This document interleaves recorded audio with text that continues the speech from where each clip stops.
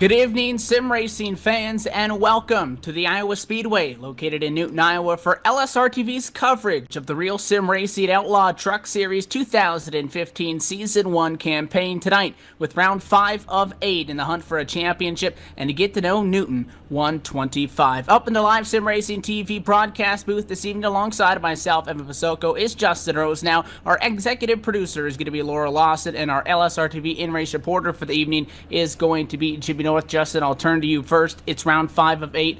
We're halfway home in this championship. Still a little while till we crown a champion because we alternate weeks with the Asphalt Assault B Series as well, presented by Inside Sim Racing TV. But tonight we go to Iowa, a track that sits just under a mile in length at 0.87 miles, 125 laps on tap for 109 miles total distance. Iowa's a fun track in these trucks, and you got almost a full field here so far, 23 of them putting down a time in qualifying. We are at the house that Rusty Wallace built here, and as you said, Evan, it is Newton, Iowa, outside the main hub of Des Moines, Iowa. So these guys here are racing on a 0.875 mile, that's 7/8 mile, D-shaped oval. It's going to be a different race than like what you see at Richmond and Bristol, and it is a short track, yes, but it races more like a 1 mile or 1.25 mile track. So aero is important. You're going to want to save your stuff. Tires really going to fall off here over the course of the run. Is even in qualifying here, the 23 drivers are taking time. 0.6 of a second separates first or 23rd, so that is quite a spread for such a small field. So again, Evan, saving your stuff is going to be everything. You don't want to touch that wall because, again, aero is so important here with it being a really big short track. Yeah, Iowa, quite a unique track in many aspects. Obviously, you have the racing surface, but it is also the first oval track, I guess, and it's obviously used in NASCAR competition that was built with outside a exterior wall, technically. There's no outside concrete wall with a safer barrier placed in front of it. You can see from some of these angles that we're showing you, it's safer barrier. You have the foam that would typically separate that steel wall from the concrete wall, and there's a metal brace behind that block of foam, and that's it. So really, it's a very unique racetrack, and it was built with safety in mind from, the time that it opened just back in 2006, so approaching 10 years of this facility being open. You talk about the abrasive surface. We talk about some of the keys to this race that drivers are going to have to keep an eye on if they want to be successful. It does have progressive banking, 12 degrees on the bottom, 14 up top. Some drivers might like the bottom in 1, like the bottom in 2. Some drivers might like to move up a lane in 3 and 4 sometimes. That progressive banking gives these drivers a little bit more to work with if they're stuck in a position where you need to get going, and maybe taking the pass the old-fashioned way isn't the easiest thing to do, and you have that little bit of freedom to try to make something work at this track. You certainly do. A surprise pole winner, Mitch Rollo in the RCO Boomtown Speed 77 Radio Chevrolet. Mitch took the pole tonight with a 23.485 second lap, and right behind him, the hottest driver in real sim racing, the 89 Jeff Ward in that Steel Timber Sports Chevrolet from Steel Horse Racing. So you got two guys that have been up front lately, but Mitch Rollo topping the field here in qualifying.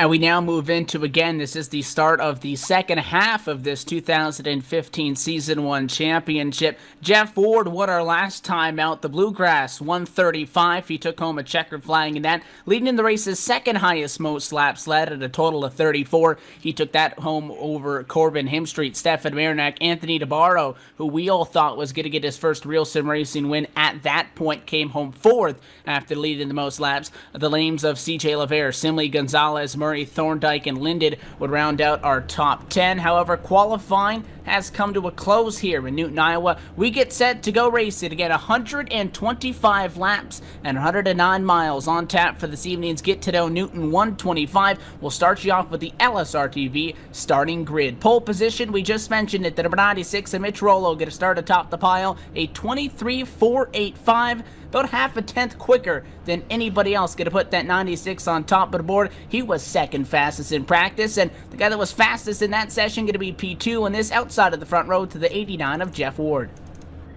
the meatball machine of Jose Gonzalez in the 26. He'll start inside row number 2 in the 3rd spot, and starting outside of him from the Wolfpack, teammate of Jose, the 25 Mach 1 Racing Graphics Chevrolet of Stefan Marinak.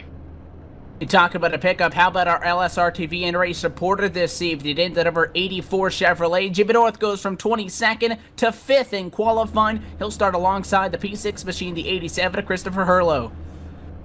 Inside row number 4 in the 7th spot will be the 43 of Doug Ross, starting outside of him, scheduled to start 8th, the 00 of Paul Williams, not currently yet gridded. Wyatt Wolf in the number 56 Thrustmaster car, going to be rolling off at 9th. That's the inside on row number 5, that car from the Midwest. And rounding out our top 10 right now, the Quick Car Racing Products, number 21 of Matt Lacrosse. Inside row number 6, the 61 Jag Chevrolet, you'll find David Morin in the 61. Outside of him in the 12th spot, the 71 of David Camara. Julio Terzados the second will roll from 13th in the number 67 Chevy. Alongside him, it's going to be a Toyota of Scott Simley, the number 14 car. Inside row number 8 in the 15th spot, the number 18 Jason Swan, and starting outside of him, Nick Cohan in the K&N Toyota. Mark Bratcher going to roll the Salute Racing Tundra from 17th. 18th alongside him, it's another RCO Boomtown entry of Anthony DeBarro in 18th. Rounding out your top 20 tonight, inside row number 10, the 19th spot, the 23 of John Klickner. Starting outside of him, the number 3, David Gibson. Jared Kobo will roll from 22nd position, and rather 21st. Alongside him in 22nd is the 66 car of Brian Harvey. Final truck to take a time in qualifying in 23rd position is going to be the number 75 of David Killo, a rookie in this Real Sim Racing Outlaw Truck Series. A handful of other drivers in on provisionals. Harrison Weidlet subbing in the number 5 truck, as well John Abbott in 25th.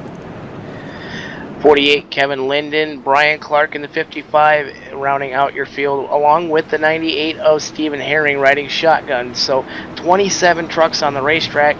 John Abbott up in the tower calling the race here and the race official side of things. 1 to go here before we fire them off here, Evan. And like I said, this track's going to be interesting with that progressive banking. It's going to be anybody's guess as to which line is going to be fastest, especially when you're side by side.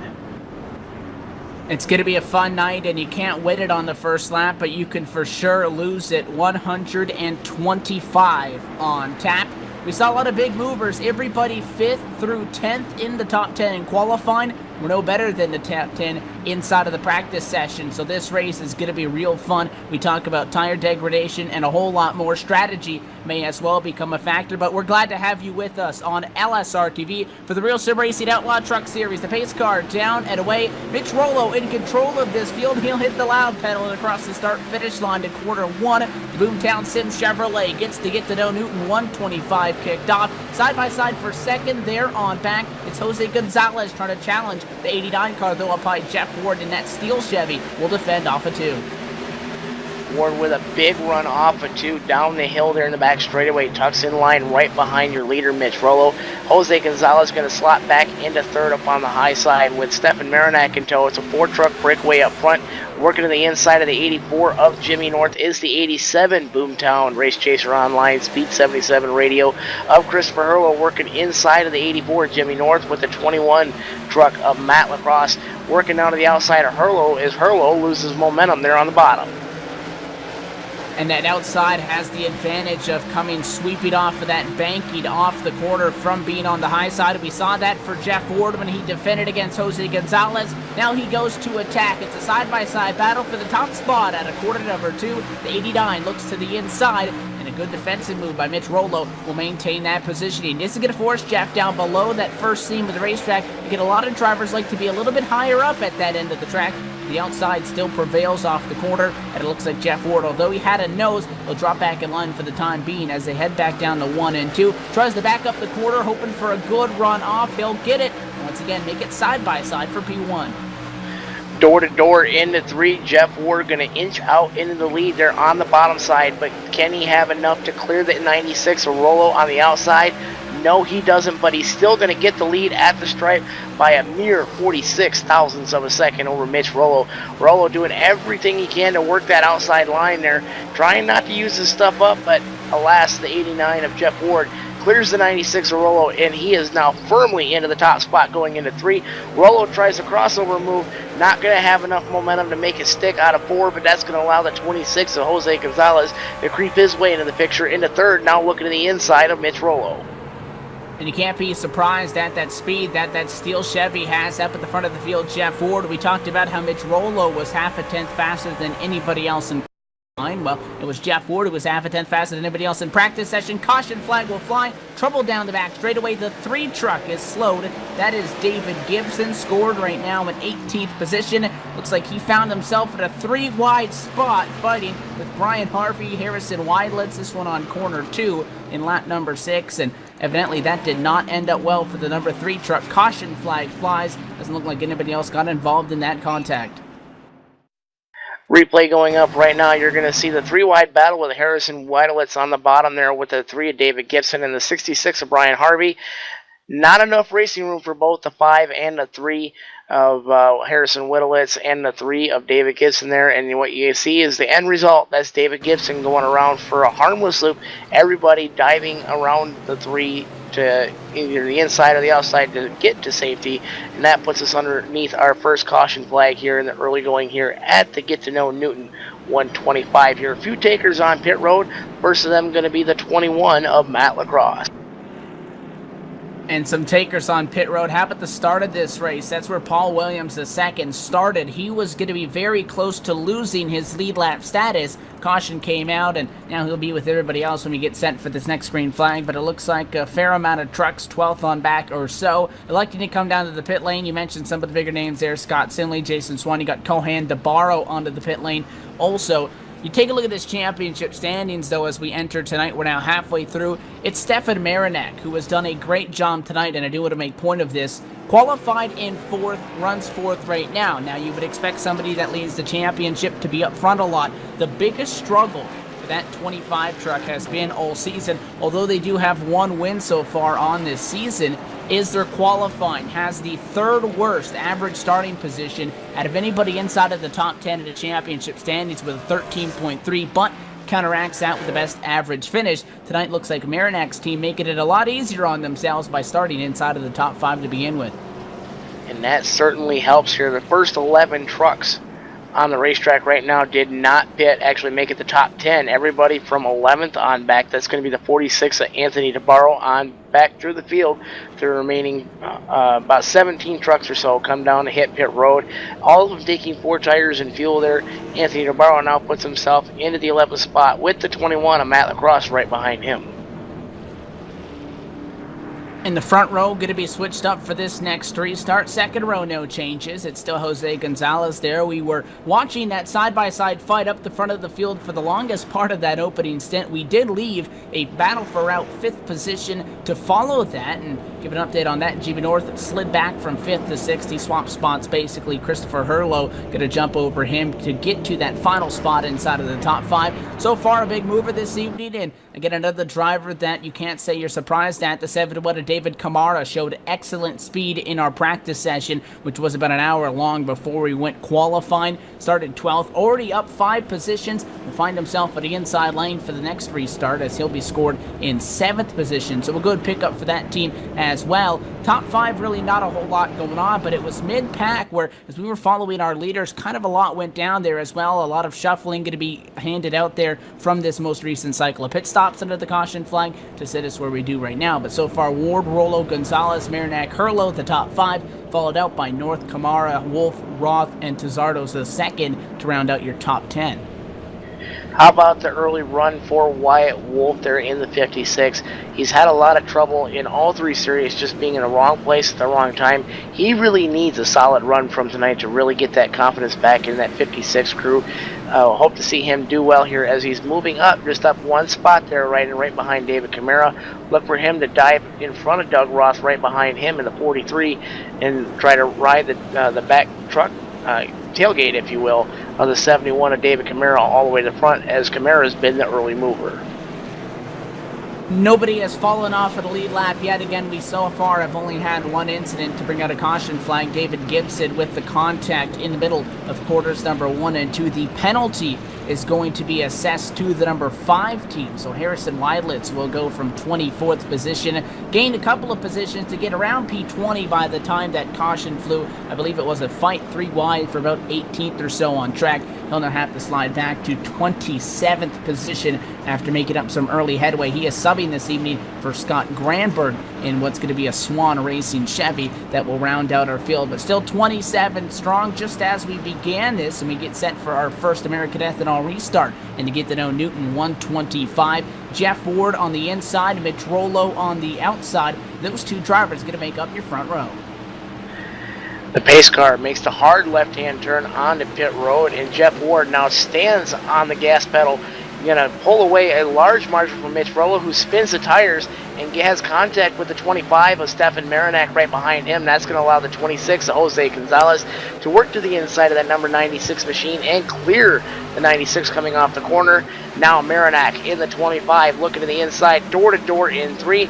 Rollo just going to do the smart thing here, and he actually fights back with a big run center off the corner there on the outside, regains the position there at the stripe, relegating Marinak back to the 4th spot.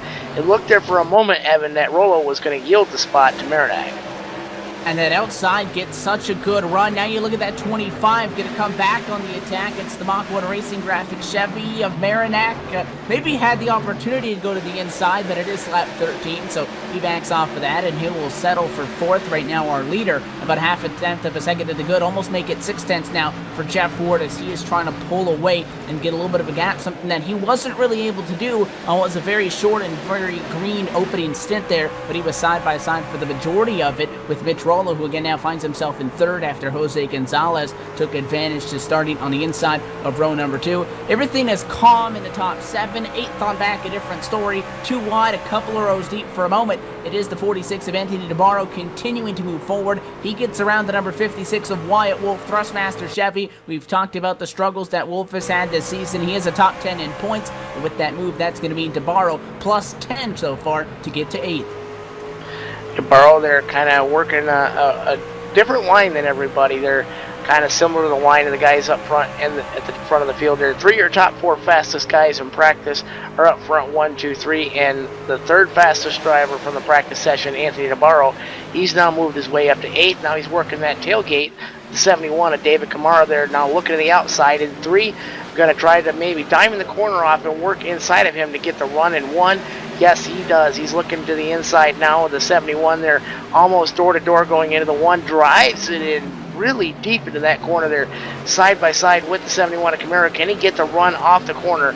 Yes, he does. Now move DeBarro now up to the 7th spot. The 71 of Camaro now with the crossover in 3. A little bit of action back in the pack. 1 truck into the wall relatively hard. The number 67 of Julio Terzado, the second, now back to 15th position. Caught the fence, and that forced almost an ugly 3 wide situation just about a lap or 2 ago. Everybody able to avoid contact. They hang on, no caution, and we stay green. We now look back at that fight that continues for the number 3 spot. Interesting because it was Mitch Rollo who we thought was kind of laying over and giving the spot up to that 25 down low on the high side. Actually made the pass there. Said that high side, a lot of guys like it in 3 and 4, and that's exactly where Stefan Marinak goes to make the move. He'll get clear, shuts the door into the corner, and back to a podium spot for now for the 25 Mach 1 Racing Graphics Chevy. Behind them, it's a battle between 3 teammates, all RCO Boomtown Sim machines, led by Mitch Rollo, Christopher Hurlow, and then Anthony DeBarro are stacked up in line. Jimmy Dore trying to change that to the inside, contact, and the 46 truck ushered up. He's in the fence.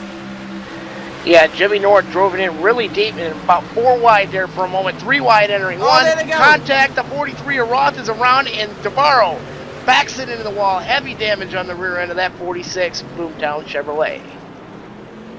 An unfortunate set of circumstances for Anthony DeBarro, who we were just commenting on, Justin, how well he was doing, was up there with his teammates. That put him in 6th position after starting back at 18th, passing nearly 12 trucks. It's almost a truck every lap and a half so far in this event. Jimmy North went to the inside, slid up the slightest bit, and The 46 truck, again, you really can't go any higher than that second seam because you'll run out of real estate on corner exit. Gets up into the fence, and then an incident that we saw the first caution down in corner 2 brings out ours in second one for quarter 1 this time. 3 wide, just ran out of room. It's the truck in the middle, the 43 of Doug Roth, who, you can argue had a little bit more room down to the bottom, but really you don't want to be leaning on the door of Mark Bratcher. That could have ended up a lot worse. So 3 trucks go in, 2 of them exit. It was a relatively good save by the 43 truck to maintain any sort of severe damage, but unfortunately for Anthony DeBarro, what could have been arguably the fastest truck on track is heavily damaged. The leaders, though, coming down to pit lane for the first time, the top 11, going to get their first stops in.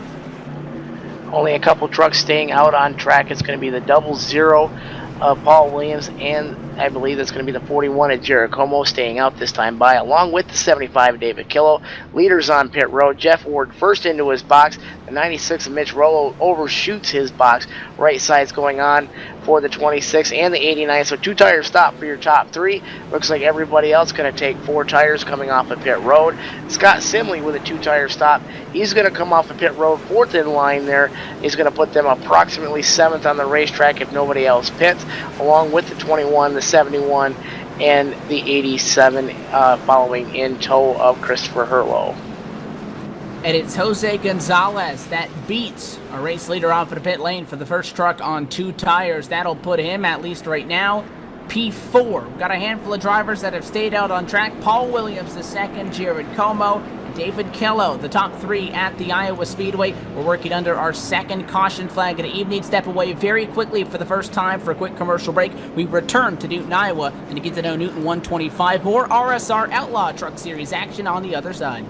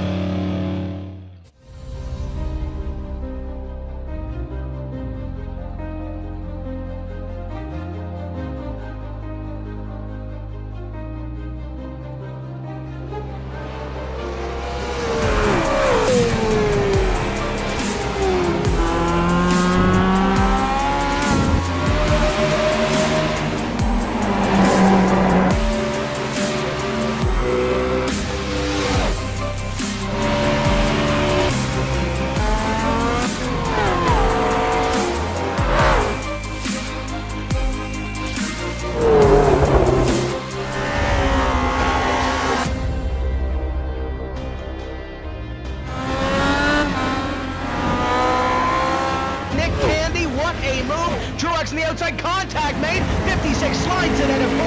Who's going to be at the stripe? Dead even, give it to Ryan Truex. Truex is your winner over Tandy.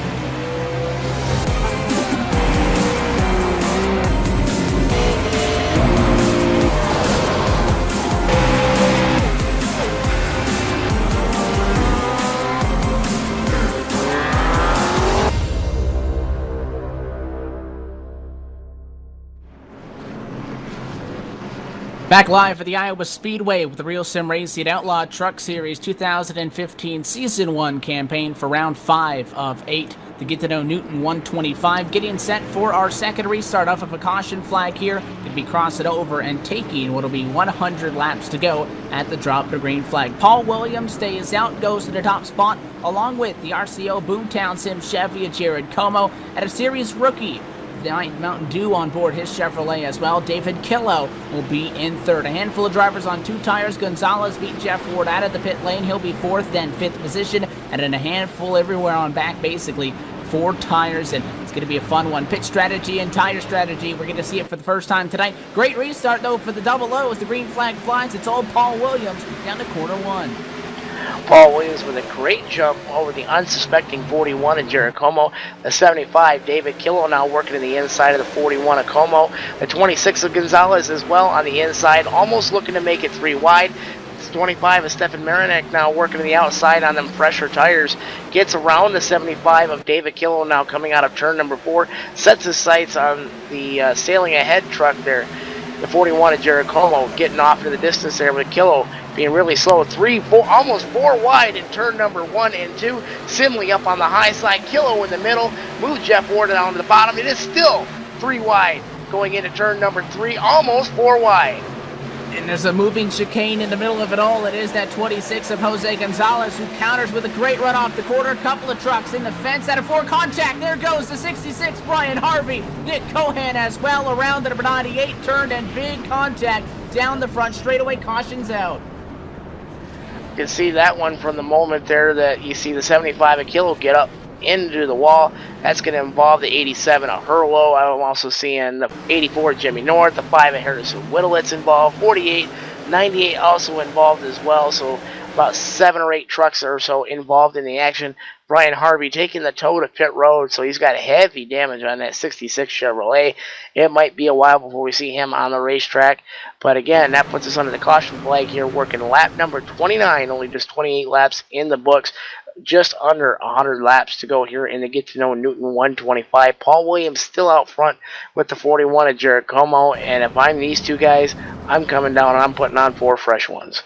That all started with Jose Gonzalez, and I said that he countered with a gun right out of 4, but before that, all he was basically a roadblock for those drivers down into the corner. It was Jose who was trying to get around that 75 of Killo on those fresh tires. He got stuck in 2. That allowed the advantage for the first truck on fresher tires to go to Marinek. So what that did is Jose was fast, but he was stuck behind the 75, and therefore everybody else was stuck behind him. Had to force something. Evidently went to the inside. Everybody else went to the outside, and it was contact in the corner. The 75 truck just getting a little bit too wide. And again, that's one of those machines on the no tire strategy that stayed out. Killo caught the fence. Would have been okay. He didn't jerk it off the wall. He didn't come back down into anybody. But unfortunately enough for him, it was Nicholas Cohan who's taken the preferred lane all the way up to that outside line that just plowed into the back of him, and quite a few trucks involved in that incident. Nonetheless, the truck that got the incident started, I guess we'll say Mitch Rollo, pretty much drove on through. It was the second incident on the evening for the number 5 of Harrison Weidlitz, the Swan Racing Chevrolet, back down to the pit lane for some more repairs. And now we're back with Paul Williams and still Jared Como, though, on the front of the field here. Both these trucks going to be in the front row. Still with those no tires. Really didn't get an elongated period there, a long stint under green flag conditions for people to get a shot at him. But they did do one thing right, and that was they got a great restart. The 00 especially, but Como also over. I wouldn't be too safe with Stefan Marinek behind you. That 25 wasted absolutely no time. Had passed about 2 trucks, at least 3 maybe, by the time they exited 2 right off of that last restart. You know, going back to what I was talking about earlier, Wyatt Wolf in the 56 really needed a strong run. He almost was lucky to dodge everybody on the racetrack. Got heavy right side damage to the 56 machine. That's going to be another notch in the belt of bad luck for the 56 of Wyatt Wolf. That's going to relegate him outside the top 20 there. Washington on the replay, just jucking and jiving, and almost gets collected by the 48 of Kevin Linden, works his way down to the inside, and that's where he gets heavy contact with the 5 of Harrison Whittlitz. That's really going to mess up Wyatt Wolf's run as he was working just outside the top 10 as that caution flag flew. And again, that slows us down. Still relatively early, we'll call it, in this event, and we're going to try at least to queue up the radio with our in-race reporter. I do know that GB North is doing some work with race control here this evening. We'll see if we can catch him on the radio. GB North, it's Evan Pasoko and Justin Rose now in the LSRTV booth. You got a copy? Yeah, I got you guys. How you guys doing tonight? We're doing well. It looks like that Chevy, though, is not in the best condition that we've seen it tonight. You guys had a stellar improvement from practice, jumping up to 5th in qualifying, was running strong, got caught up in an incident, made some contact with the Barrow early, and then just got caught up in this most recent wreck. Walk us through how tough these first 30 laps have been. Trucks have been really tight. A lot of guys are complaining about maybe 1-2 laps. You know, the tires are a good forward, and then it starts pushing really bad, but just pretty much just backing off the corners a little bit to get your exit off the corners pretty well. Yeah, we did get into the wall a little bit there. It's just another example of how tight it is and how hard it is to pass. But that recent incident, yeah, is just kind of a victim of circumstance. There's nothing we could have done about it. I think it was a 75 that had gotten into the wall, and someone else in front of him kind of stacked the field up there past the start-finish line, or a little bit before it. And all of a sudden, trucks were spinning to my left, and I think I may have gotten tagged from the back. But yeah, we're gonna try and fix it up. Guys are working on the truck right now, showing about probably 20 to 30 minutes of repairs at least. So real unfortunate to start out the new season here in the Outlaw Truck Series. All we can do is go out there, make some laps, and come back next week and salvage another good finish, hopefully. Lights off for the pace car, Jimmy. Thanks for taking a moment to talk to us. We'll let you get back with the crew, but best of luck. Hopefully getting that truck not back on track tonight, just to log some laps. And if that doesn't work out for you guys, we'll see you at Charlotte. Alrighty, thank you very much. The tough The pace break car for our LSRTV in-race reporter. We're doubled up, getting set for the restart. Pace car dives to the safety at pit road. The 00, Paul Williams on the hammer. Green flag back in the air. American Ethanol green flag, that is, after a safety clean caution period here at the Iowa Speedway here.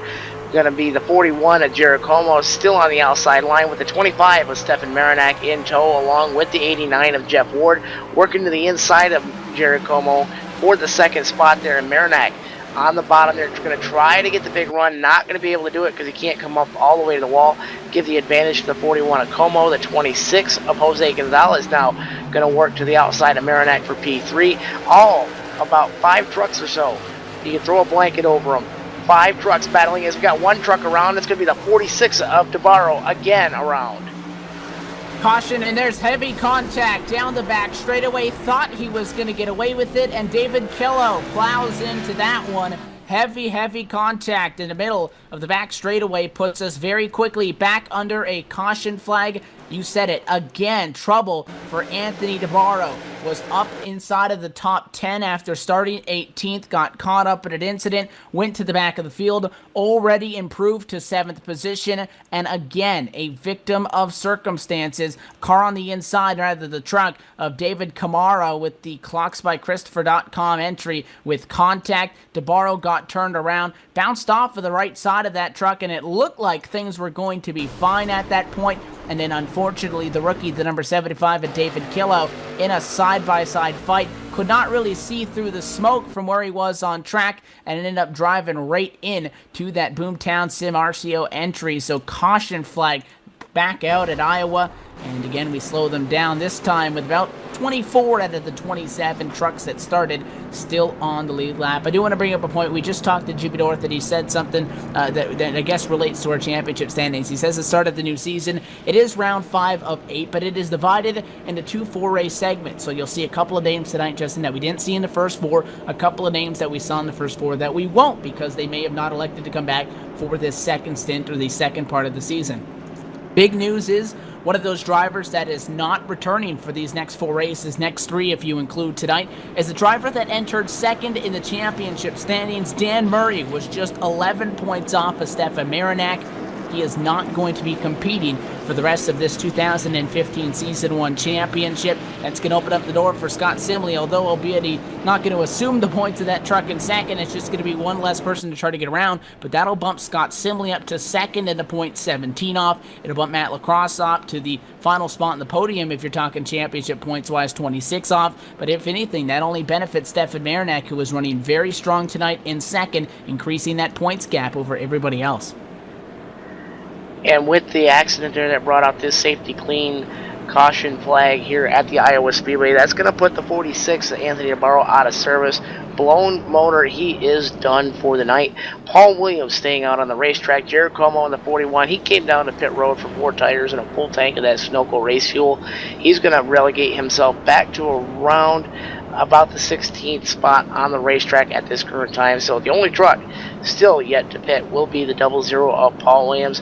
The 2-tire strategy for Stefan Marinak, Jose Gonzalez, Jeff Ward, and Matt Lacrosse. Those 4 trucks all in top 5 there they're going to have a really good shot now that Jared Como is out of the picture now at the front of the field. Paul Williams, you got to wonder, he did miss pit road or come down the safety access road there on the inside of the oval there on the other side of the grass.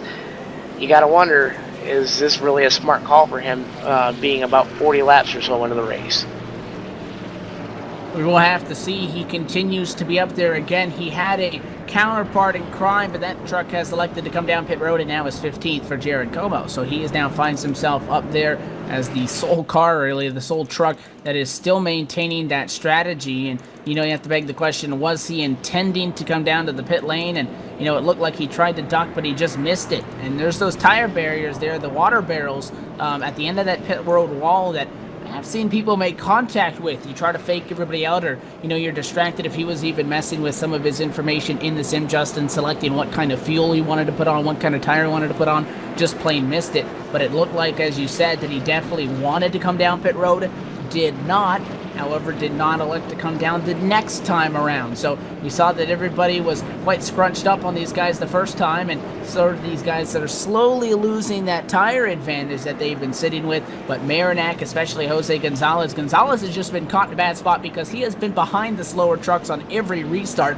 which is making Marinak look a lot more faster than him. I feel like the 25 and the 26 quite evenly matched at this point. Those guys are not going to be wasting any time, and I feel like if that Mach 1 Racing Graphics Chevy Marinak is able to keep the outside positioning on Paul Williams, he should be in the lead not too far from now. We'll find out, though. The light's off on the pace car. Lights are off indeed. Field stacking up side by side. It's going to be the outside row that may have the advantage as long as they don't spin the tires. But Paul Williams, they're on the original tires he started the race with there.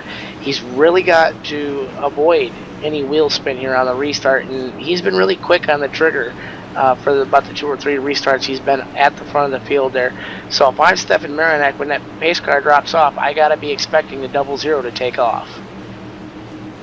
And we'll find out as that 00 will be the control car on this one. Pace car dented away, and right on the drop of it, he is on the accelerator. Green flag back out at Iowa. We race and take lap number 41 as we sail to quarter number 1. Side-by-side battle is with the first trucks with those fresh tires. Gonzalez down low, Marinak up high. Expect that outside line to get the advantage off the quarter, right as they do right there. Marinak going to get clear of Jose, and as well the 80 dot Jeff Ward going to get clear as he was fighting with Matt Lacrosse. The question is now, how long does it take these guys to chase down Paul Williams? That 00 only good by about 4 truck lengths, and Jose still stuck down low.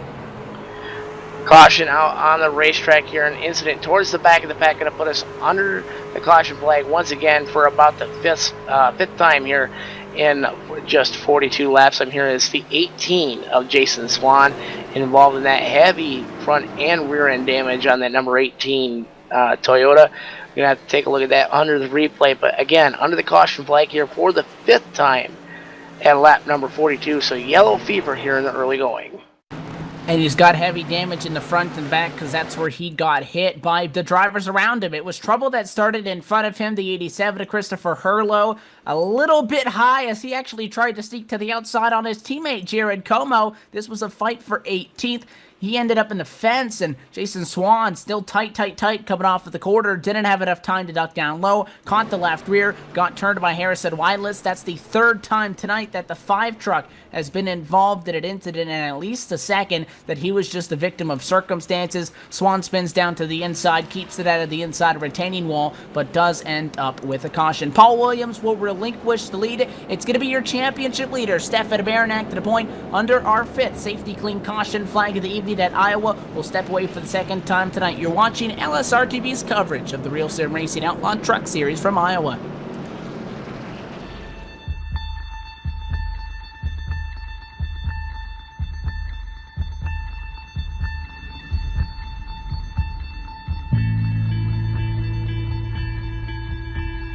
Here's the thing that makes life so interesting. The theory of evolution claims only the strong shall survive.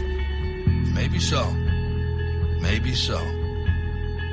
But the theory of competition says just because they're the strong doesn't mean they can't get their asses kicked. That's right. See, what every long shot come from behind underdog will tell you is this. The other guy may in fact be the favorite, The odds may be stacked against you, fair enough. But what the odds don't know is this isn't a math test. This is a completely different kind of test. One where passion has a funny way of trumping logic. So before you step up to the starting line, before the whistle blows and the clock starts ticking, just remember, out here, the results don't always add up. No matter what the stats may say, and the experts may think, and the commentators may have predicted, when the race is on, all bets are off. Don't be surprised if somebody decides to flip the script and take a pass on yelling uncle. And then suddenly, as the old saying goes, we got ourselves a game.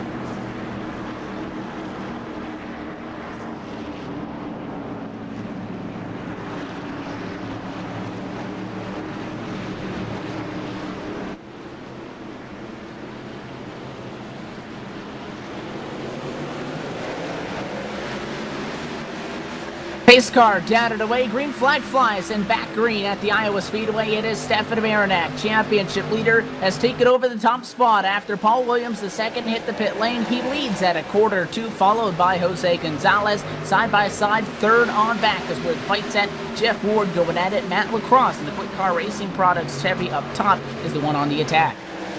Lacrosse very fast in the truck series there, runs the high line. He has the preferred line in 3 and 4 over Jeff Ward there, runs right up on the tailgate of Jose Gonzalez, who is very tight getting into the corner there, drifts up and really kind of stops that momentum of the 21 of Matt Lacrosse, allowing that Steel Horse entry, the 89 Steel Chevrolet of Jeff Ward, to work to the bottom there. You can throw a blanket over the top, 3 trucks battling for P2, Marinak starting to drive away 3/10 over Jose Gonzalez in the Meatball Machine. Both those two drivers from the Wolfpack with the 21 of Matt Lacrosse as well, doing everything he can to fend off that 89 Steel Chevrolet as well. And Doug Roth, the winner of the Daytona race here in the Outlaw Truck Series, sticking his nose in there for the 5th spot. The 4th spot, he's in 5th. Roth in that STP Chevrolet working the outside of Ward. He's still got the room up there. He's going to try to take it door to door there, as he is now door to door in the center of the corner. Can he keep the run off the high side there in turn number 2? No, he can't. Ward to the bottom of Lacrosse now in 3. And they continue to fight for that, and they were fighting side by side and closing in on Jose Gonzalez at the same time. The 26 has picked up the pace the last time around to be able to get back with it, about 2/10 or so of our race leader. But looks like Matt Lacrosse really trying to find something, looks to the bottom, can't get that job done, and when he does, is he opens up the door for Jeff Ward to think about going to the outside, and they pretty much push each other down the back straightaway down to quarter 3. Nothing else going on there. About P6 right now, Mark Bradger, the Zulu Bracelet entry after starting 17th, is up to 6th, but even more impressive, Kevin Linden in that yellow Lowe's Cobalt Chevy, 26th, up to 7th. He's passed 19 trucks so far. Indeed, I was just going to point that out. Worked around the outside of the 96 of Mitch Rollo in the RCO Boomtown Chevrolet. The 67 of Julio Terzano gets that damage fix from getting into the wall here earlier in the race there. One truck around the 38 of Bratcher, hard in contact with the 38. Big junk here on the front stretch here at Iowa. 10, 12, 14 trucks involved. Caution flag waving now on lap 54. And I will have to accept responsibility for that one, for putting the broadcast curse on Mark Bratcher to the inside, and it is something that these drivers have talked about all night. The tight condition, especially down when you're on the bottom. That's why a lot of the drivers prefer a little bit up in quarters 3 and 4. We were on board right behind where that incident happened. Looked like it was going to be okay after Bratcher slid up. He got into the 43, and it was Roth who was sideways. They looked okay. Roth actually saved it. Bratcher comes back up the hill. He snaps up, gets into Linden. The 23 gets turned around. That's a pretty big impact as well. The 55 plows into the 14, and you said it, at least 12 or so trucks, a dozen of them, down the front straightaway. Makes it look like a junkyard, and a lot of fast trucks, including the driver that started on pole position earlier on in this race, almost getting involved in that. Luckily, Mitch Rollo sneaks on through, but there was a lot of fast trucks that maybe didn't start quite in the best spot that they could have, but were making decent gains throughout this green flag run here as we approach the halfway point. They get collected at that incident, and it effectively takes them out. Now back the leaders, going to be hitting the pit lane this time by. They're led by Stefan Marinak. Behind them, Jeff Ward. Last time Ward hit the pit lane, he entered P1, exited P5. Let's see if the 89 crew can pick it up. The 89 of Jeff Ward now gets into his pit stall there. Right side now going up on that steel Chevrolet, along with the 26 of Jose Gonzalez as well. Right side down on Marinak's machine as well. Left side is going up. 4 tire stops for everybody here at the front of the field. Marinak, first one down and away. Nick Cohan with a 2 tire stop getting off pit road, beats off the most of the top 3 there. There's only about 4 trucks or so on the racetrack at this juncture in the race right now, Evan, without any damage to their vehicle. That's going to be Jose Gonzalez, the 89 of Jeff Ward, the 25 of Marinak, and I do believe it's going to be, goodness me, I lost track of where everybody is on the racetrack. It's, yeah, about 4 trucks or so. Top 3 without any damage, and Matt Lacrosse, the 21, he's got no damage on that machine as well. They were 3 wide for 4th position, exiting the pit lane. Jared Como and others taking a 2-tire strategy to advance their positions to a top 5, top 10 at this juncture in the race. But again, it is 125 laps on tap. We're about 6 laps shy of what will be the halfway point in our Get to Know Newton 125 for race 5 of 8 in the 2015 season. Now 2 championship for the RSR Racing Outlaw Truck Series. David Morin, though, will now go to the top spot in the Jags number 61 Chevrolet Silverado. Started this race in 11th position and has been in and around a couple of these battles with Dollar General on the back of that truck, but it's kind of been quiet for the most part. Was right around that incident when it happened. He was able to get through it unscathed by basically creeping around outside on the wall, almost scaling that all the way down the front straightaway. He stays out. We've seen somebody else stay out, and, well, it led to an incident earlier on in this event. We'll see if that 61 truck, with showing some decent speed, again, being in and around the top 10 for the majority of this race, we'll see if he's able to kind of do anything with it and hang on. He'll be on the bottom for this next restart. Lights of the pace car do remain on this time by. We expect that to be 2 laps to green, and he'll line up alongside, again, Marinak, Cohan, Ward, and Como right now throughout the top 5. One of the biggest movers inside of that is that number 41 Race Chaser Online Chevrolet. Jared Como started 21st up to 5th right now. Como's got most of the damage fixed from that machine as well. Came down, took 4 tires there on the last Service Master Clean caution flag here at the Iowa Speedway. He's only got about 8 or so green flag laps on that machine. Again, it's a little bit of a difference, but not terribly bad. We saw Paul Williams in the 00 hang on and hold everybody off on no tires through about 40-45 laps or so. So no tires can be done here if you're on the right line here. So Jared Como coming down with just 2 tires at last caution flag. So, excuse me, he's only got 8 lap old tires on the left side, fresh tires on the right side. That's really going to put him in a good spot here, restarting 5th. And the lights go off on the pace car. One of the names that was inside the top 5 at the time of caution, but it's not right now, is the driver that started on pole and is now back in 14th position. Mitch Rollo, I did make note that he made it through the incident, did get clipped in the left front, and it is a tricky thing sometimes on this sim to predict how much damage that will actually inflict on a race car. The 96 was evidently forced down to the pit lane to get some sort of extensive repair. The left front does not look like it's necessarily back to 100%. Not sure if that team still has optional repairs available, but they're now back out on track. They'll slide from about 5th back to 14th. Just behind them, Jason Swan and Harrison Weidlitz round out 16 trucks on a lead lap out of 17 that started. We get set for a restart. Just about 4 laps shy of the halfway point in this evening's Get to Know Newton 125. Pace car down to the safety of the pit lane. David Morin in control. Green flag flies. We race back again down to quarter 1. And unlike almost every single other restart we've seen tonight, absolutely no advantage for the leader. He'll lose the top spot by the time we hit 1. And the outside is the place to be, led by Marinac. Marinac clears the 61, 3 wide going into 3. Lacrosse on the high side with 4 tires. Cohan on the bottom in the 53. Oh, contact he from gets behind. Contact, yes. The 61 of Morin up in the wall. That's going to make the 41 of Como check up there on the high side, allowing the 53 of Cohan to get around him.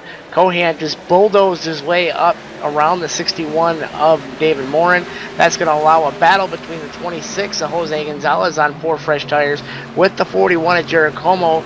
Como has the advantage on the high side with Morin running the middle line. 3 wide on the front stretch. That's going to be a 3 wide battle going into turn number 1. Jose Gonzalez wisely backs out of it, allowing the 41 of Como to gain the position over Morin now coming out of 2. So Como got into the back of Morin a couple of laps ago. That was that close call we were talking about, but it was, again, the truck with no tires that held up that bottom line. There was nowhere for Nicholas Cohan to go, so he initiated the 3 wide, and the K&N Filters machine went down low, and that's evidently what kind of led to that contact that we saw, which ended up on the high side at a quarter 4. Not the first time that corner 4 has led to some contact with a couple of these guys getting tight and not being able to clear each other off of the corner. The top spot, Jeff Ward controls it right now in the number 89 truck. He got it from Stefan Marinac about a lap ago, and now side by side for second. That one relatively close off the quarter. The 21 sliding up almost to the door of Stefan Marinac, and somehow that 25 didn't end up in the fence because he was so close to the outside retaining wall in 4, just trying to give Matt all the room he could. They fight for second. That allows Jeff Ward to open up half a second advantage for the lead. That does indeed, and that's what Jeff Ward really needs to see here as we're starting to stretch our legs out a little bit.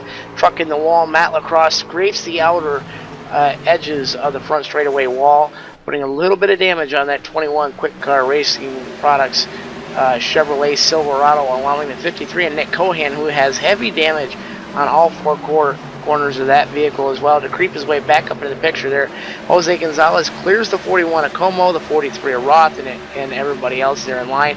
He is P5, and now he's really closing in on the 53 of Cohan. And past halfway home in the Get to Know Newton 125 from the Iowa Speedway, we'll give you the LSRTV mid-race leaderboard. Jeff Ward sits atop the pile in that steel machine up atop the board. P25, rather the number 25, Stefan Marinac in P2. In the Mach 1 Racing Graphics Chevy, he's trailed by Matt Lacrosse. Nick Cohan in 4th position. Right behind him is the Puerto Rican Meatball Company Chevy, Jose Gonzalez. Jared Como from 21st up to 6th. Behind him is Doug Ross Petty Blue 43 STP Chevy in 7th. 8th position, Wyatt Wolf. David Morin on those no tires, sliding back to 9th position. He's under attack by the truck in P10. The 00 of Paul Williams, the second. Positions 11 through 20 is going to be the 18 of Jason Swan, who is now battling with the 87 of Krista Hurlow, trying to hold on to that 11th spot there. Hurlow in the 12th spot right behind him. The 98, Stephen Herring, started shotgun, worked his way up 15 spots from the back of the pack. He is now riding in the 13th spot. The 67 of Julio Terzado riding 14th. Last truck on the lead lap right now is going to be the 96 of Rolo. Terzado actually blows up in a wreck on the front straightaway with the 61 of Morin going around. The 18 of Jason Swan as well in the wall. Puts us under our 8th Service Master Clean Caution flag here at the Iowa Speedway on lap number 69 here. Going to stack the field back up here just past halfway. We'll get the rundown for you here in just a few moments here. But Evan, what was happening there with the 61 of Morin? Well, I said when Mora went to take the green flag, Justin, that the last time we saw somebody take no tires, it led to an incident, and that is what happened here. The 61 truck just got a little bit high. We'll work on getting that replay up for you after it happened in quarter 4 on lap 68. You're taking a look actually right now. The Jags truck just got way too tight, had to back way out of it, and the double of Paul Williams Jr. committed to the quarter, couldn't just slow down anymore unless he locked it up and put it in the fence himself. Tried to stay off the door and just nicked him. And it sent that 61 to the inside, overcorrected up to the outside wall, and unfortunately, it collects Jason Swan. So that GTR Simulators machine is involved. 2 trucks going to be collected in this incident, and it is heavy damage on the 18. He will be forced down to the pit lane. Jeff Ward leads from the Iowa Speedway. We're past halfway home, but to get to know Newton 125, step away and go LSRTV side by side. And now the second half of this race, we'll be back in Newton, Iowa for the race to the checkered flag. Jeff Ward atop the pile just in a moment.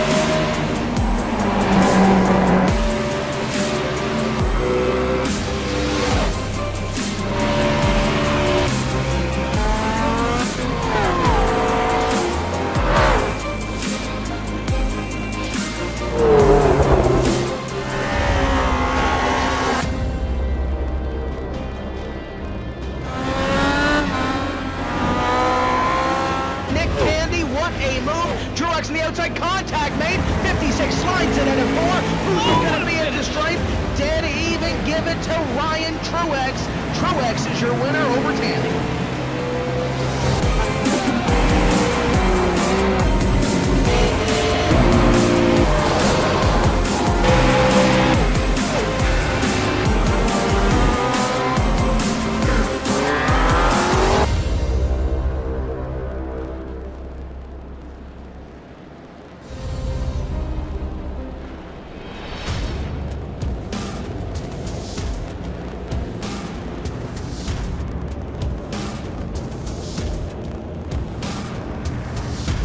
Monza is a very historic track. It's been around since the 20s, and it's gone through several permutations since then.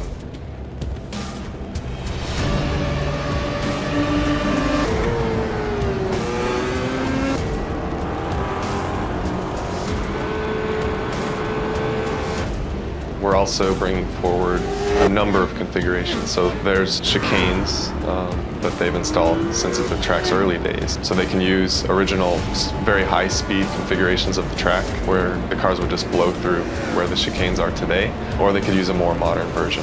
So it's a pretty cool, compelling track.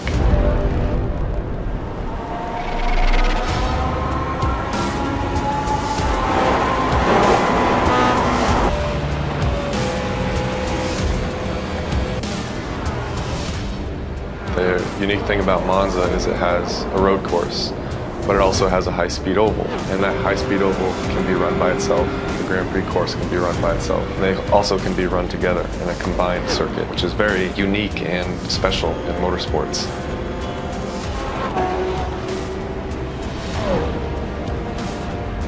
This was one of the more challenging projects that we've undertaken. It was essentially building 2 tracks in one. It took a lot of time and a lot of care was put into it, but we're really happy about the end result, and we think that people have a lot of fun driving it.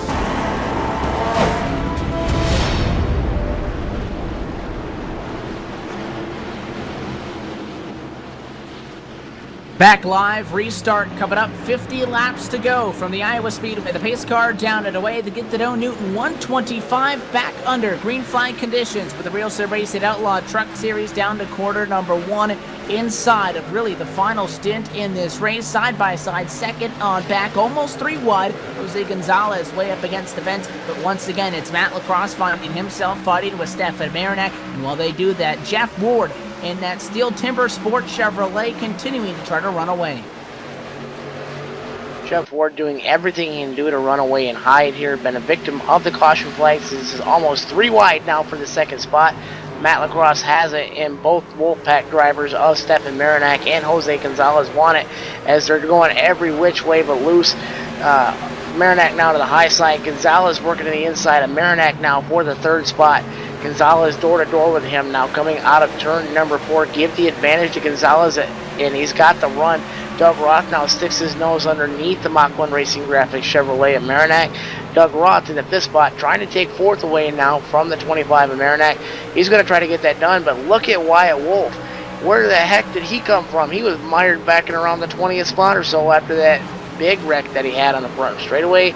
It's around the 41 of Como, puts himself solidly now into the 6th spot here with about 45-50 laps or so to go here at the Iowa Speedway.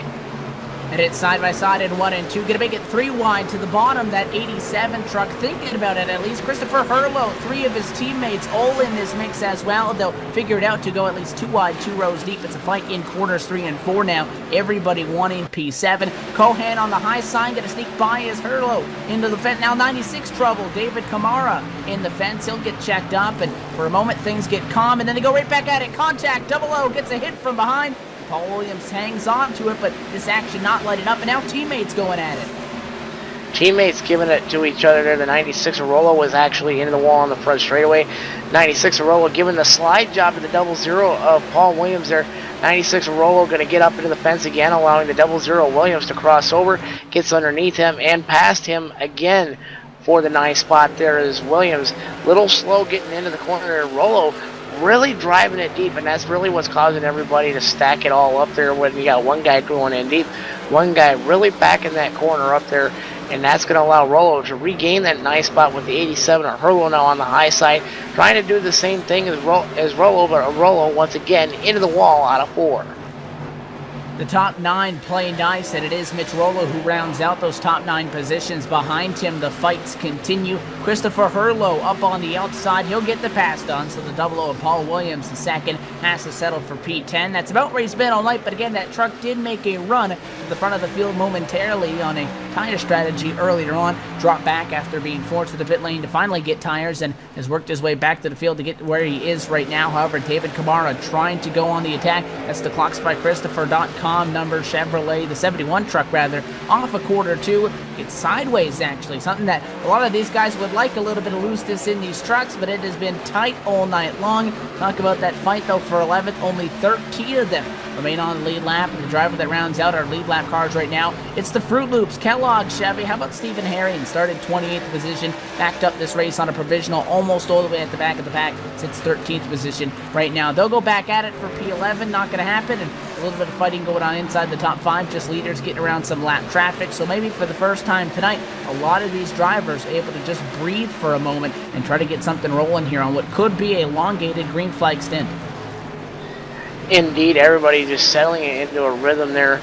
Nobody really trying to force the issue all that much, but you got the 96 of Mitch Rollo creeping up on the back tailgate of the 41, his teammate of Jared Como. These three trucks here, all teammates on the racetrack right now. Rollo's really the only one pushing the issue right now. 40 laps to go here at Iowa. Everybody pretty much single file on the racetrack. Just 15 of the 27 trucks that started this race left on the racetrack. 13 of the 27 on the lead lap at this point. The first two that are laps down is Harrison Whittlitz in the 5, the 61 of David Morin, about a straightaway behind as well, off the pace. And that's going to put us, again, with just 13 trucks on the lead lap, 15 on the racetrack. No real battles for position on the racetrack. One starting to develop, though, with the 56 of Wyatt Wolf and the 53 of Nick Cohan. And its teammates duking it out for P8. Mitch Rollo on the inside of the number 41 of Jared Como, going to make that pass for position. So the 41 truck slides back to 9th, right behind him, Christopher Hurlow. So 3 RCO Boomtown Sim Chevys stacked up in line P8, 9, and 10 as they go right now, and it looks like Como's the one that's under attack. He's restarted the highest out of all of them, but has slid down to 9th position and may go even further if he continues to be challenged. How about a 3-truck battle in quarter 4? The 56 of Wyatt Wolf.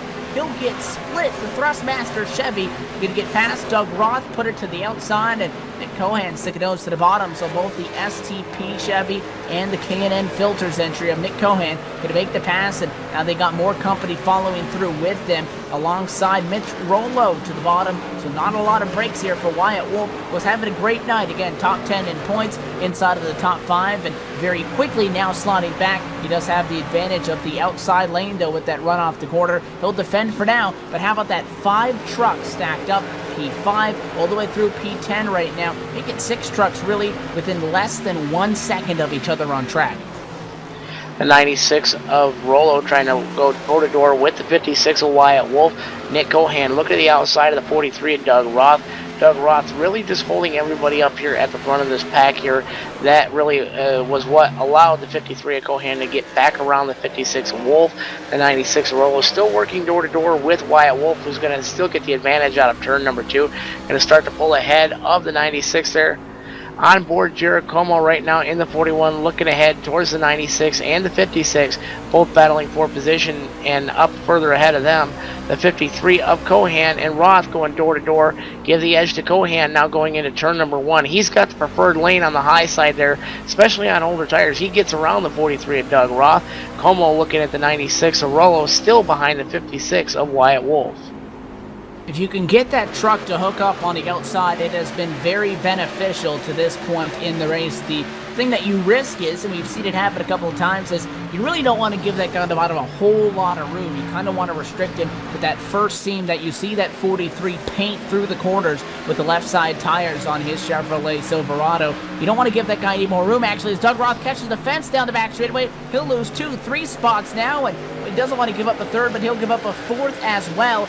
Caught the fence down the back straightaway, ended up in the fence, and it's not that easy to get it out. You could very easily jerk that wheel to the left, spin it out, so he had to kind of be cautious to get it outside of the fence, got back going, but just like that, you talk about him, he slides back right now to P10. Something that you'll see a lot of when that happens at some other tracks, Justin, is the safer barrier. Again, it gets added into the facilities after they are initially made with the concrete exterior wall, so that jets out into the corner. That safer barrier sticks out. Not a case here, again, because we talked about it in the pre-race show. Iowa, the first speedway designed with safer barriers all the way around the outside wall. So it's the steel fencing. You also have that foam block that typically separates the steel wall from the concrete wall, but there's just metal braces behind every single foam block there, and you'll see it on the outside wall. So really just almost maybe a lapse in concentration, or he was looking at somebody else around him, but just that small slip-up can cost you 4 spots, just like it did right there. 30 laps to go here at Iowa. Just 13 trucks on the lead lap. Battle side by side for P5. Mitch Rollo in the RCO Boomtown Chevrolet. Here tonight's pole setter working the inside of Cohan. Has the advantage and tries to clear him and pulls a little bit of a dirty slide job there coming out of the corner. really almost cut off the 53 at Cohan, who tries to cross over right behind them. Wyatt Wolf caught a piece of the outside wall. That's going to allow the 87 of Christopher Hurlow now to slide up in front of Wyatt Wolf for P7. And Doug Roth and Jared Como still battling out for P9 as well. And Cohan working back to the inside of Rollo, as Wolf as well looking to the inside of Christopher Hurlow, all out of 4, now on the front straightaway.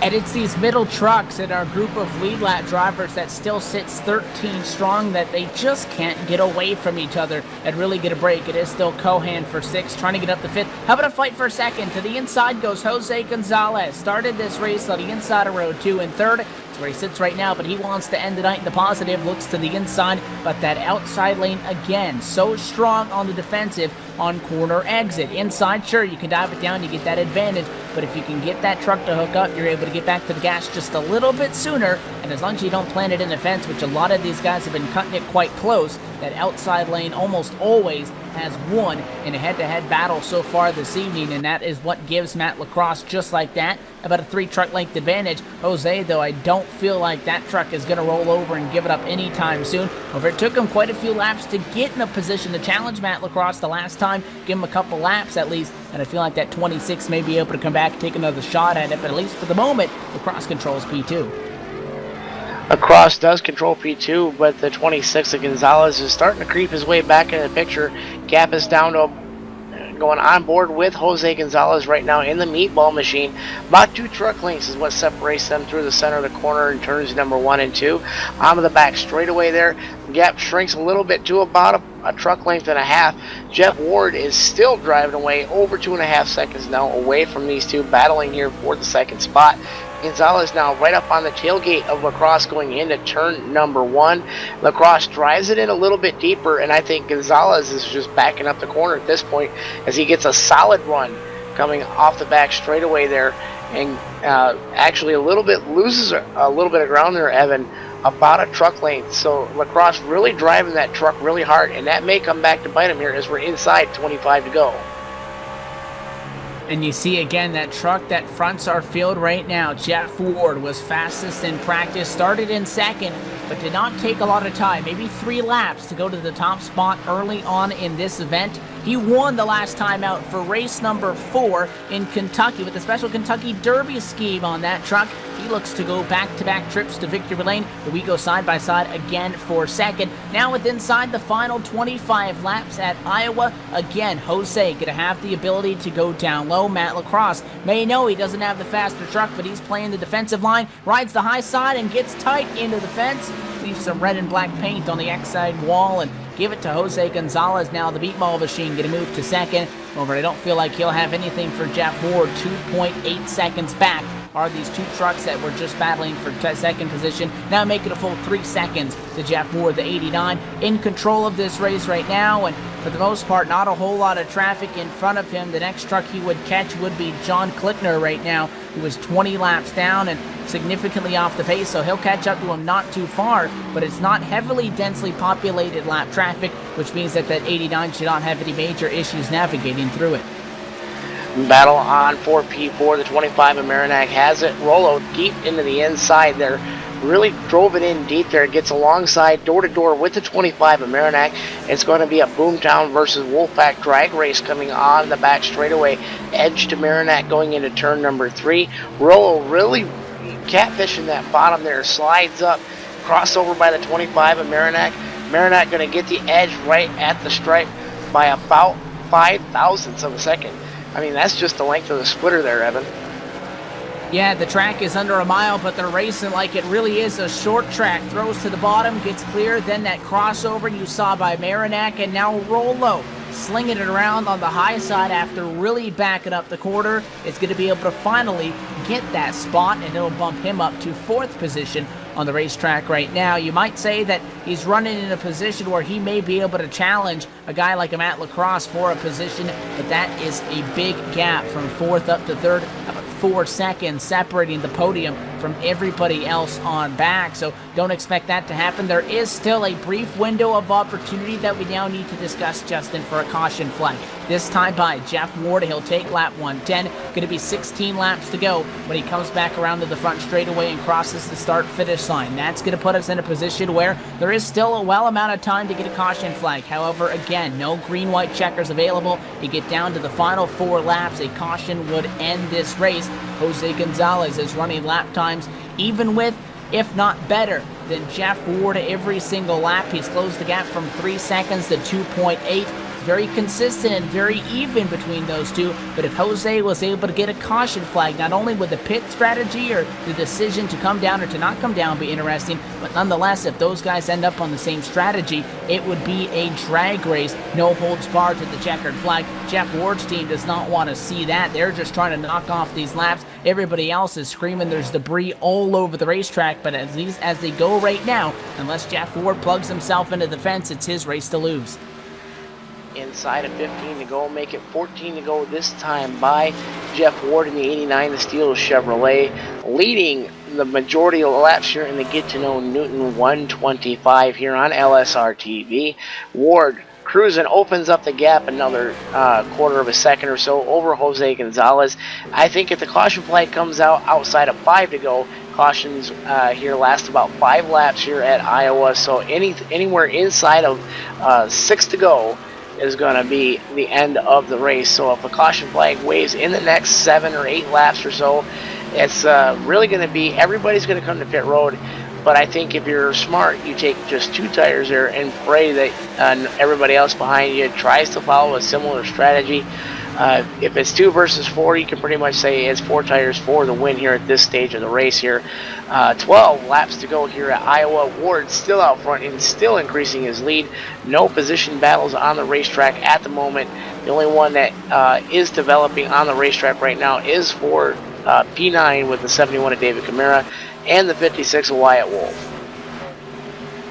Race leaders right now clocking off lap times at a 24.2 the last time by. Last truck on a lead lap, 21 seconds off the top spot. Jeff Ward may just close in and get to Steve Herring before this race is out. Just behind the 98 Kellogg Chevy is a lap machine. Our in-race reporter had issues earlier on after starting in a top 5. Jimmy North did get that Chevy back on track.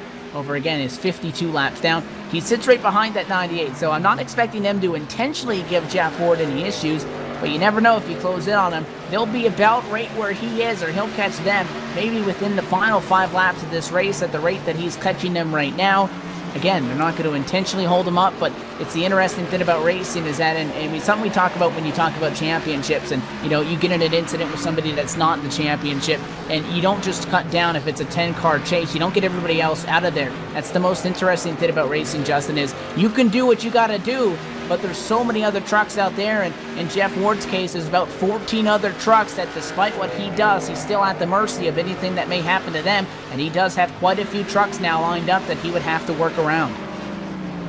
Ward there rim riding around the outside of this joint here as we're coming up, I do believe, about 10 laps to go, 9 laps, actually, yes, we're actually 8 laps to go here at the Iowa Speedway. Ward working the inside of the lap machine of Jimmy North, who's clawed his way up about 5 spots from where he was on the racetrack. Ward gets a little bit tight there with the 23 up there on the high side, shoots back to the outside to get around the 98 of Stephen Herring.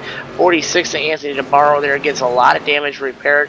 I don't know if you're allowed to really change motors, but he had a blown motor there, was sitting on pit road, decided that, okay, let's fix it. He's back on the racetrack, but he's not going to gain any position on the racetrack at this stage of the race. But that really says that Jose Gonzalez gained about 2 or 3 tenths that last time by there, but he's still got to go through this mess of lap traffic here.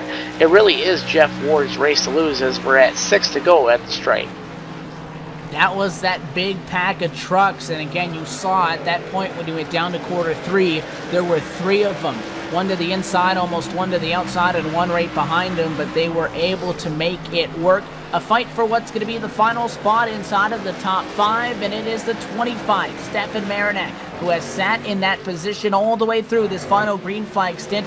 is under a late race charge from Christopher Herlow in that number 87 Chevrolet, trying to come home with a second best for that team. His teammate sits in front of him, fourth on the racetrack. Mitch Rollo trying to make it a P4, P5 for that RCO Boomtown operation. Close it in on Marinac, kind of like what we saw earlier with Jose Gonzalez trying to get around Matt Lacrosse inside. Didn't work. He'll be able to get the momentum, try to go back at it in a lap or two, but it is very difficult to complete that pass. It is difficult, and we got to really throw a big shout out to Christopher Herlow in the 87. Suffered a pretty major car accident, and here about 6 weeks later is back on the racetrack, and he's doing quite well for himself. Really getting around one of the best in real sim racing here, trying to do everything he can to get around him here as we're inside the final 4 laps here. 3 to go at the stripe the next time by.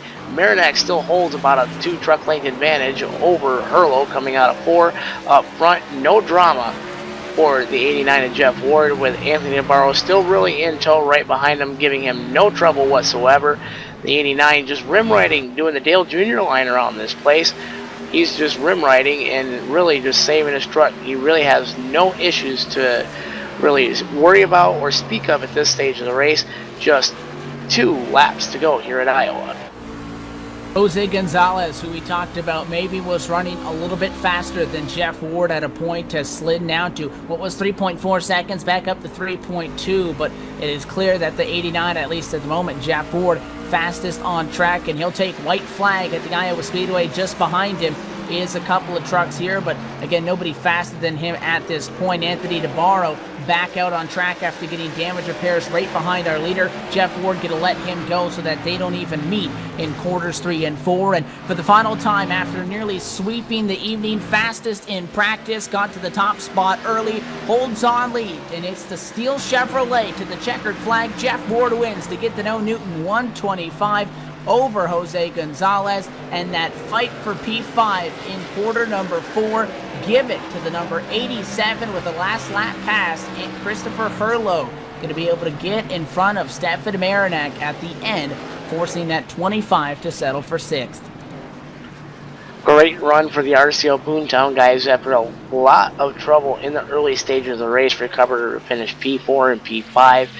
In positions 6 through 10 is going to be, again, the 25 of Marinac from the Wolfpack. 53, Nick Cohan recovers from a lot of damage early in the race. He finishes P7. David Camara in the 71 charges up to finish P8. Jared Como finishes P9. And Wyatt Wolf Jr., he rounds out your top 10, again in the 10th spot. And as Jeff Ward salutes the fans here in Newton, Iowa, after burning it down one more time at the start-finish sign, he captures the checkered flag, and he'll go back-to-back trips to victory lane in the Real Sim Racing Outlaw Truck Series, this time from Iowa. He'll continue to celebrate. We'll step away for the final time this evening, get a couple of drivers lined up on a pit lane, talk to the top 3, not most importantly, talk to your winner, and get you set for race 6 of 8 coming up 2 weeks' time from the Charlotte Motor Speedway. But first, the LSRTV post-race show from the Iowa Speedway coming up in just a brief moment.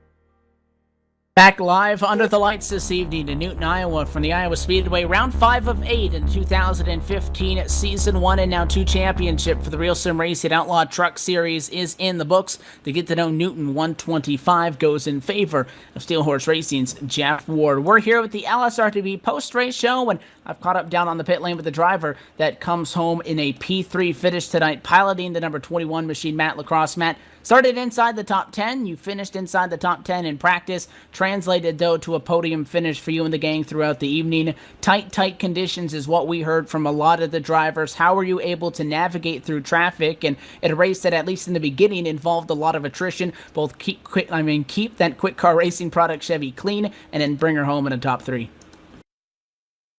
Well, it wasn't easy. The setup tonight was really tight, and we had all them cautions, and I decided at one of the times to just try to grab some right side tires and see if that loosened up a little bit, and it felt pretty good. But once I got up towards the front, I just pretty much had to do whatever Jeff and Jose and Stefan and those guys did, because I didn't want to try to make a dumb mistake. And it was basically just be on the outside, and I hit the wall right there towards the end, let Jose by, and I was more looking in my mirror at him to find out if he was getting close, and drifted up, and the wall sucked me up into it and drug me down. And I actually think that Mitch was going to catch me there for a minute because he was flying. I used up my tires. That was way too tight at the end. But good run overall. I'm glad to get top 3. That's actually going to stick this time. My last race finished second, and I'm actually not going to get credited for second place points. So that's unfortunate, but I'm glad to be here. And were able to come home with a solid finish. We noticed that a lot of the drivers maybe a little bit higher up the track, down in 3 and 4 than they were in 1 and 2. But the inside, you would think, is the place to be. But with this progressive banking, the outside, we just had such a great run when you came off the corner. Talk to us how you kind of worked that knowledge into some of the battles that you fought on track. Well, every restart, it seemed like I started on the outside, and I was pretty excited about it because you can drive it into 1 pretty hard, and you can kind of just, feather the throttle a little bit and touch the brake and just get it where you want, and you can keep your momentum up pretty good. And 3 and 4, I was running towards the bottom, and then I noticed Jeff was running way up at the top or the middle. So I tried doing that, and I don't know, I wasn't used to doing that. I was just trying something new, and then Jose caught me so quick, and I was just going to let Jose go. But, being on the outside was definitely the good, especially in 3 and 4. 1 and 2, I could get down to the bottom, and it seemed to work either way. I mean, the great thing about this track is that it's all driver preference. I mean, if you're good at running the top, you can run the top. If you're good at running the bottom, you can run the bottom. If you're good at doing both, you can kind of feel it out. So it was a lot of fun. We roll forward now when there's a lot of racing inside of Real Sim Racing, but we go forward with 3 races to go, and it's going to be 3 back-to-back intermediate tracks. We'll go to Charlotte, Texas, and Chicago for the championship finale. Your team still up there inside of the top 5 in points. What's the outlook rolling forward to close off this season? Just nice, clean top 5s. I mean, winning is difficult enough. I mean, with Jeff and Jose and those guys that run up front every week, and I'm here to have fun and just run in the top 5 and just push myself to be all the sim race car driver I can be. We're taking a look at that sharp-looking number 21 Chevrolet Silverado. People that make this happen behind the scenes. Quick Car Racing Products, Sim Racing Graphics, McDonald's of Central Michigan.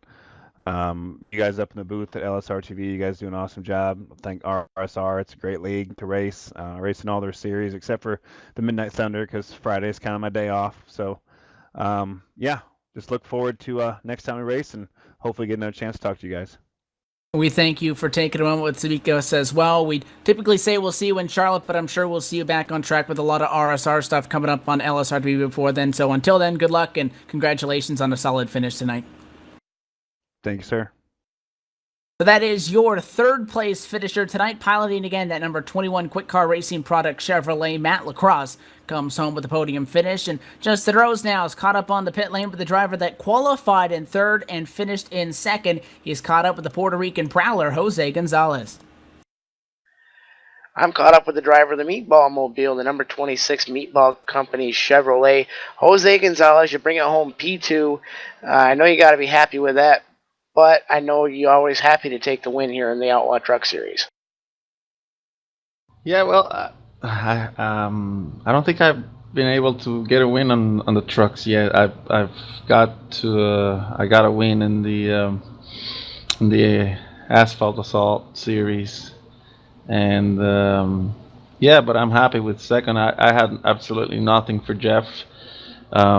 He was diving that turn really deep, and I just couldn't find that. I had to turn pretty wide to be able to get the car a little loose to get into the turn because that set was so tight. But he was able to run that corner deep into the turn, and he didn't get tight, I guess, and he didn't get that. If I did that, my right front tire will be gone in 10 laps.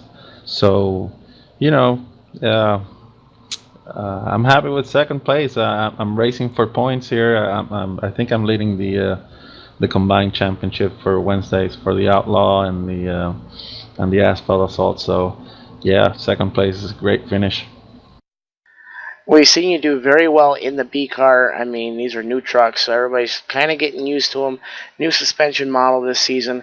Jose, how hard has it been really adapting from the A car to the B car and then now to the truck, the C car? Yeah, since it's a sim. I think there's a lot about wheel settings and pedals and all the settings you have inside the game.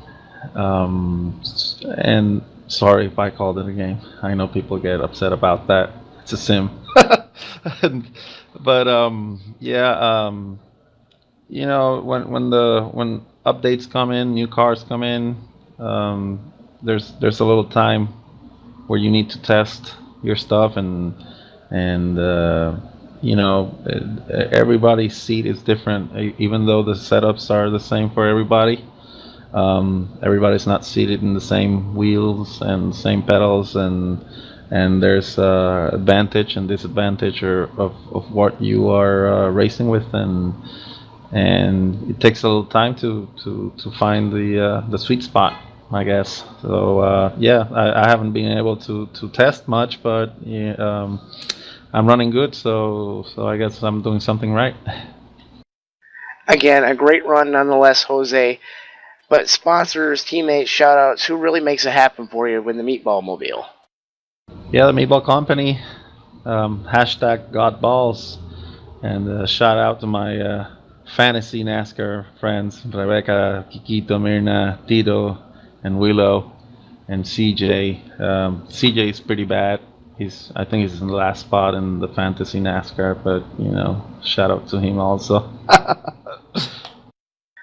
That's the driver who finished runner-up tonight in the Get to Know Newton 125. Jose Gonzalez and Evan Pasoko.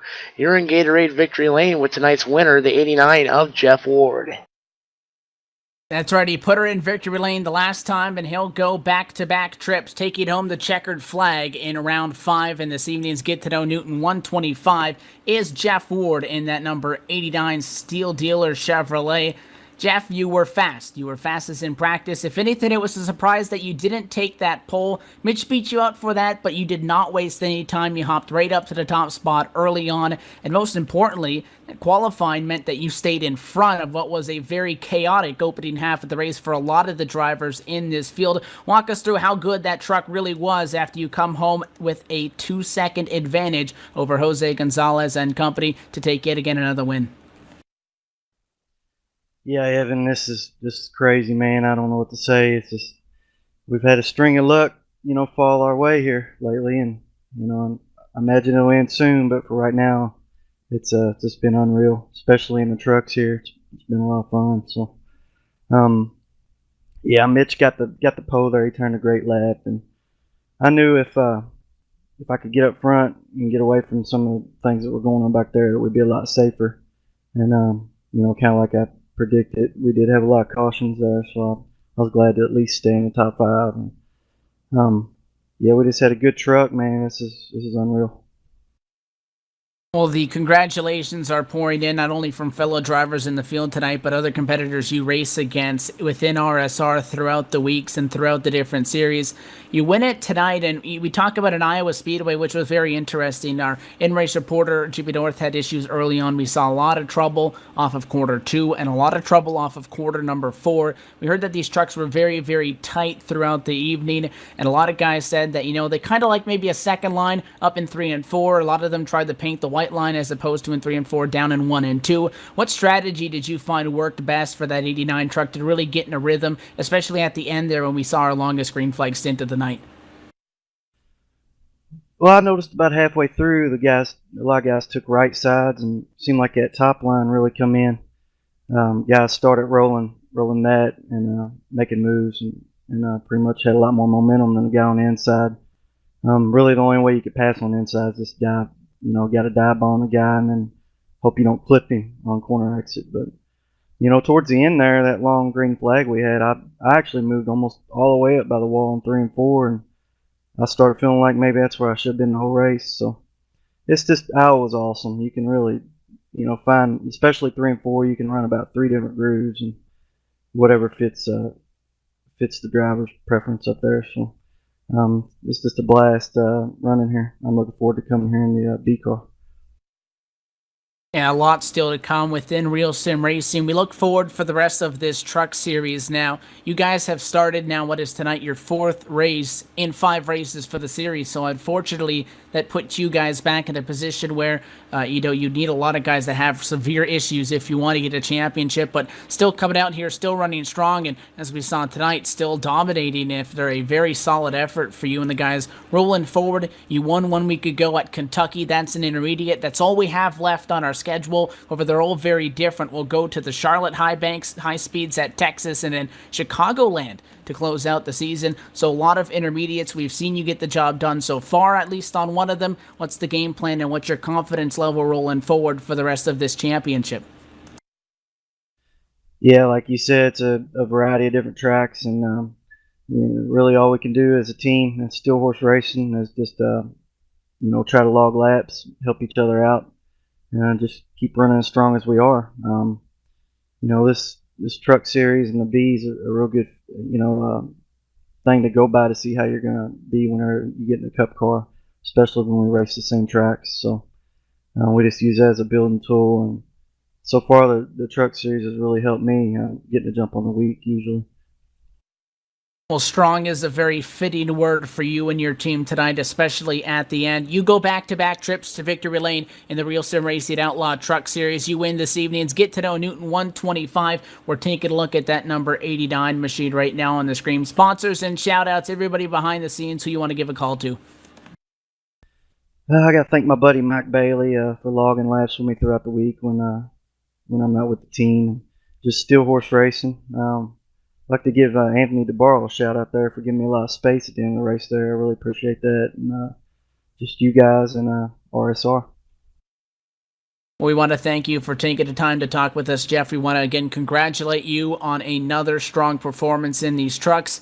3 to go, so until then, we'll see you at Charlotte for the next Outlaw Truck event, but we wish you the best of luck with everything RSR. Hopefully we'll be talking to you before Charlotte. Sounds good. Thank you. That is your winner tonight. That was fastest in practice. Started outside of the front row, and in the end, Justin Rose now came home 2.6 seconds ahead of everybody else. The Steel Timber Sports number 89 Chevrolet Silverado for Steel Horse Racing of Jeff Ward takes home back-to-back wins. First Kentucky, now Iowa. That team looking strong, and it's a shame that they missed one start, because if they didn't, this team would definitely be up there in that championship picture. Talk about championship. Stefan Marinak, the leader into tonight, finishes P6. I'll send it to you, Justin, to get kicked off our full field rundown. Again, Jeff Ward finished up front. Took the win here tonight at the Get to Know Newton 125. The second spot goes to Jose Gonzalez. Matt Lacrosse in the 21 comes home on the bottom step of the podium. Mitch Rollo in the 96 finishes 4th. 87 Christopher Hurlow finishes 5th. 6th goes to Stefan Marinak. 7th goes to Nick Cohan. 8th goes to David Camara. 9th goes to Jared Como. Rounding out your top 10 tonight, the 56 of Wyatt Wolf Jr.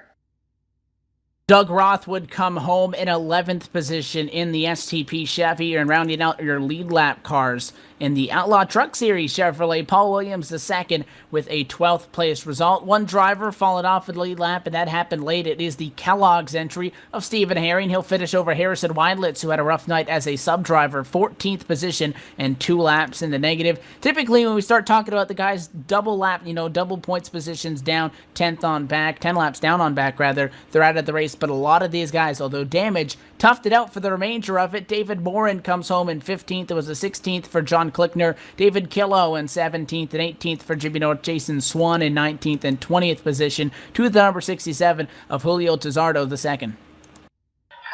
Rounding out your field here tonight, positions 21 through 27 is going to be the 48 of Kevin Linden, comes home 21st. 14 of Scott Simley comes home 22nd. 55 Brian Clark comes home 23rd. 24th goes to the 3 of David Gibson. 38 of Mark Bratcher comes home 25th. Your final 2 drivers on the evening, the 46 of Anthony Navarro and the 66 of Brian Harvey.